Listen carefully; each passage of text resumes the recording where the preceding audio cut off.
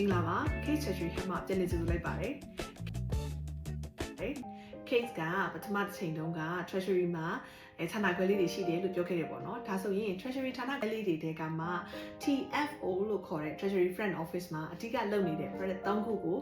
ပြပြမှာဖြစ်ပါတယ်ဒီ product 3ခုကတော့မြန်မာပြည်မှာလုပ်နေတဲ့ product 3ခုပဲဖြစ်ပါတယ်ဘာတွေလဲဆိုတော့ပထမတစ်ခုက foreign exchange မှာဒုတိယတစ်ခုကတော့ money market ဖြစ်ပြီးတော့တတိယတစ်ခုကတော့ bond pay ပဲဖြစ်ပါတယ် foreign exchange ကတော့ခက်တို့တော်တော်များများသိပြီးသားနိုင်ငံခြားငွေရောင်းဝယ်ဖောက်ကားခြင်းလုပ်ငန်းမှာအဲ့ဒါကတော့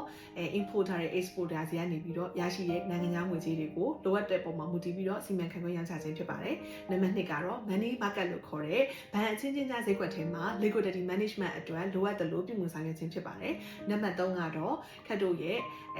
ဘဏ်ရဲ့ customer side ဘဏ်ရဲ့ deposit ပေါ်မူတည်ပြီးတော့ဘဏ်မှာလိုအပ်တဲ့ liquidity management ဆိုင်ရာ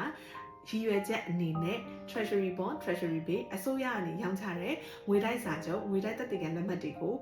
ရင်းနှီးမြှုပ်နှံခြင်းဆိုတဲ့အချက်လေး3ခုပဲဖြစ်ပါတယ်ဒီ3ခုကိုလုပ်ခြင်းအဖြစ်မြန်မာပြည်မှာရှိတဲ့ဘဏ်ကိမှာရှိတဲ့ Treasury တွေကနေ့စဉ်လုပ်ငန်းတာဝန်ဆောင်ရွက်တွေကိုဆောင်ရွက်နေပါတယ်ဒါကတော့ part of the Treasury ရဲ့အလုပ်တွေပါတချို့သော product တွေတချို့သောလုပ်ငန်းတွေလည်းအများကြီးလုပ်ပါသေးတယ်ဒါကတော့အခြေခံလုပ်နေတဲ့ Treasury တယောက်က daily monitoring လုပ်ပြီးတော့ controlling လုပ်နေတဲ့